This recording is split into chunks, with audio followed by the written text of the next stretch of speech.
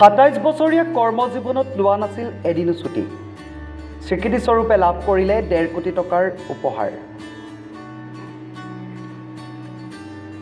কথাতে কয় যত্ন কৰিলে ৰত্ন পায়। যদি আপুনি কোনো কাম একান্ত অনুগত হৈ কৰি যায়, পলমকৈ হ'লেও তাৰ ফল পোৱাটো নিশ্চিত। এটা ব্যক্তিগত কোম্পানীৰ কৰ্মচাৰীয়ে এই কথাটোকেই যেন প্ৰতিপন্ন কৰি তুলিছে।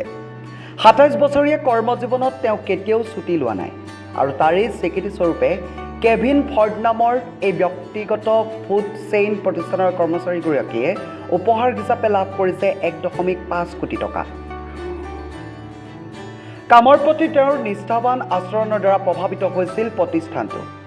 সেইকাৰণে কেভিনক বহু উপহাৰৰ সৈতে এটা বেগ হস্তান্তৰ কৰা হৈছিল।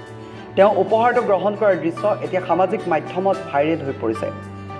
ভিডিঅ'টোত কেভিনে বেগৰ পৰা এটাৰ পিছত এটা বস্তু উলিয়াই থকা দেখা গৈছে। কলম, চকলেট, স্মাৰক, চলচ্চিত্ৰৰ টিকট আদিকে অলেখ সৰু সৰু উপহাৰেৰে ভৰি আছে তেওঁ উপহাৰৰ টোপোলা।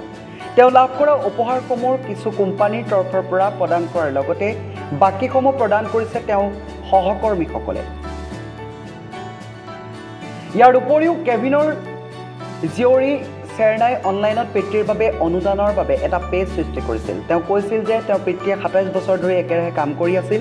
তেওঁ পুত্ৰ আৰু জীয়েকক ভালদৰে শিক্ষিত কৰা তথা ঘৰখন চলাবলৈ এয়া তেওঁৰ ত্যাগ। চেৰনাই তেওঁৰ পিতৃক ধন্যবাদ হিচাপে অনুদানৰ বাবে আবেদন কৰিছিল।